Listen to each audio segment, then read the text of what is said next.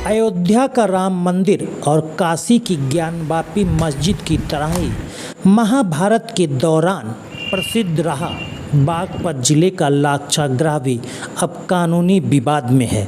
क्या है पूरा मामला, हम आपको दिखाते हैं कुलदीप पंडित की स्पेशल रिपोर्ट में। मेरा नाम अरविंद कुमार है। मैं वर्तमान में यहाँ प्रधानाचार्य के पद पर हूँ और सबसे सौभाग्य की बात यह है कि मैं इसका पहला विद्यार्थी रहा गुरुकुल का। 77 में जब ब्रह्मचारी जी गुरुदेव ने बनाया तो तभी हम यहाँ पर पढ़ने के लिए आए थे। तो अब बताइए, ये लाक्षागृह, ये विवाद क्या है, ये क्या जगह है?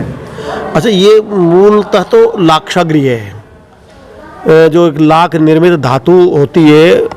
दुर्योधन ने कपट के चलते पांडवों को जलाने के लिए, प्रसन्न करने के लिए। दूसरी बात एक और बता देना चाहता हूँ, यहाँ एक ऐसा मेला लगता था उस समय जैसा प्रगति मैदान में लगता है दिल्ली में, और उस समय बरनावा की जो आबादी थी वो 22 लाख की थी।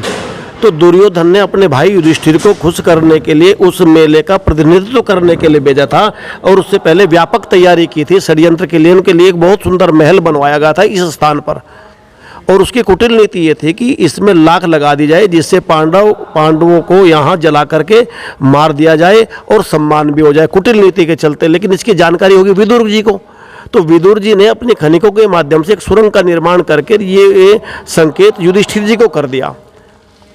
तो जब चूहा वन में आग लगती है तो चूहा क्या करता है, क्योंकि सभा में बैठे थे तभी वो समझ गए कि वो बिल में घुसता है, तो उन्होंने बता दिया। तो आग लगी तो वो यहाँ से वो निकल गए। और पूज्यपाद गुरुदेव ब्रह्मचारी कृष्णदत्त जी महाराज अपने प्रवचनों में कहते हैं, जिसने राजा दशरथ के यहाँ पुत्रेष्टि यज्ञ कराया वही आत्मा 40 लाख साल बाद आई, किन्हीं अपरिहार्य कारणों के चलते, क्योंकि लंबा विषय है। तो उन्होंने भी यहाँ कहा कि यहाँ भीम और घटोत्कच की विज्ञानशाला रही, द्रोणाचार्य का अस्त्रालय रहा। तो इस प्रकार से जब हम खुदाई करते हैं, पीछे पुरातत्व विभाग ने भी खुदाई की, तो बड़ी बड़ी ईंटें और कितने मृत भांड वगैरह यहाँ से निकले। लगभग 6 महीने तक यहाँ खुदाई चली, और आज भी आप वर्तमान में देख सकते हैं कि यहाँ एक सुरंग भी है। और जब हम इसे खुदाई करते हैं तो राख निकलती है और इतनी बड़ी बड़ी ईंटें निकलती हैं, जो देखने में तो पिल्ली लगती है। लेकिन अभी एक भूखंड अलग हुआ है वर्षा के कारण पूर्व दिशा में, तो एक बहुत बड़ी दीवार निकली, बहुत बड़ी दीवार। अब भी आप उसे देख सकते हैं जाकर के। वो पहले मिट्टी में छिपी हुई थी, जो महाभारत कालीन ईंटों की ही बनी हुई है। और दूसरी बात मैं ये कहना चाहता हूँ, प्रसंग आता है मुसलमानों का।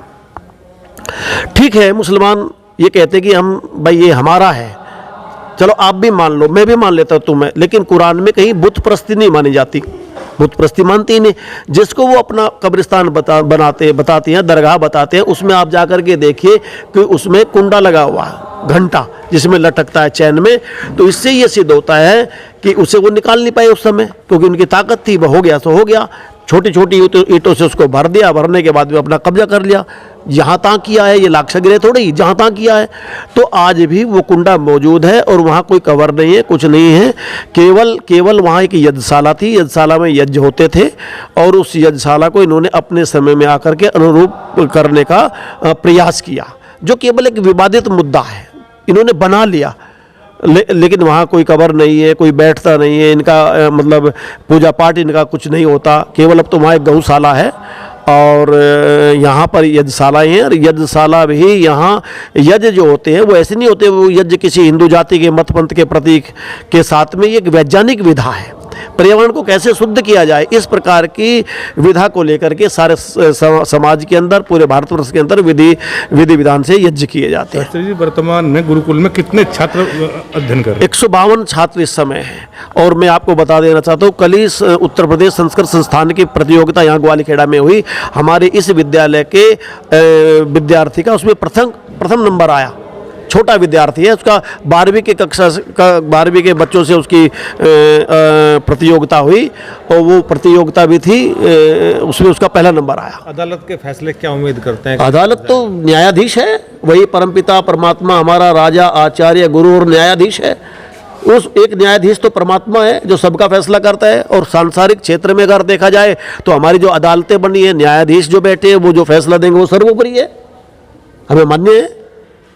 के राजाओं ने और किन्हीं बदरुद्दीन के जो शागिर्द रहे होंगे उन लोगों ने ये स्ट्रक्चर बनाया। और जो कुंडे इत्यादि की बात है, ये तो एक किंवदंती या बड़ी वैसी हास्यास्पद सी बात है, क्योंकि इस स्ट्रक्चर के चारों दिशाओं के अंदर 4 इबादत और खुदा अल्लाह की इबादत और पर्शियन लैंग्वेज के अंदर भी एक शिलालेख था, जिस शिलालेख का जिक्र महराष्ट्रमानस किताब में भी मिलता है। तो इस बात में कोई शक नहीं है कि जो स्ट्रक्चर है ऊपर, ये बदरुद्दीन बरनावी की दरगाह का है, और बाकी सारे हिस्से पर जो चिन्ह बिखरे हुए हैं वो प्राचीन हिंदू संस्कृति के हैं।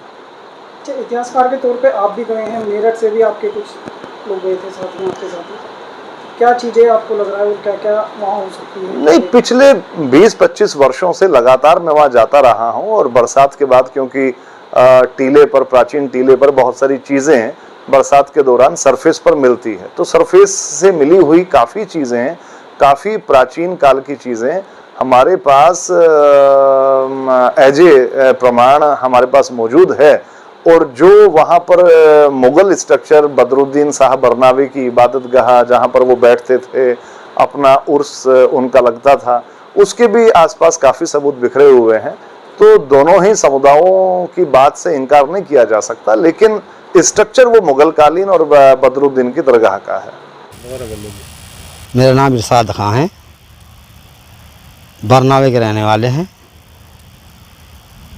और इसका जो वाद हुआ 1970 में दायर हुआ, सन 70 में दायर करा मुकीम खां ने। ये कृष्ण दत्त जो आए, इन्होंने यहाँ आके कब्जा करा, फिर इनका इंतकाल हो गया मुकीम खां का। मुकीम खां से बाद में मज़हर अहमद आए मुतवल्ली, फिर मज़हर अहमद का इंतकाल हो गया, फिर अब खालिद हैं मुतवल्ली इसके। अब ये कोर्ट में मुकदमा जब से ही चल रहा, और इंशाअल्लाह हमें कोर्ट पे पूरा विश्वास है, हमारे साबूत सारे पक्के हैं, वक्फ प्रॉपर्टी है, वक्फ कब्रिस्तान है, हमारे ही हक में इसका जजमेंट आएगा, आने वाला है। कितने साल पुराना होगा ये तो जी हजारों साल से, जब से बरनावा बसा, जब से मुसलमानों का ही है। अब कोई कब्जा कर ले, इसका भी कोई इलाज है? जाकर कब्रस्तान है, चाहे जहाँ खोद के देख लो, वहीं कब्र ही कब्रे। बेईमानी का तो कोई इलाज ही नहीं, कोई अपना धागड़ पड़ने से ज़बरदस्ती बेईमानी से कहीं कब्जा कर ले। कागज, जो चीज़ कागज़ बता रहे हो, तो कागज़ है, असल चीज़ तो इनके पास का कोई कागज़ है।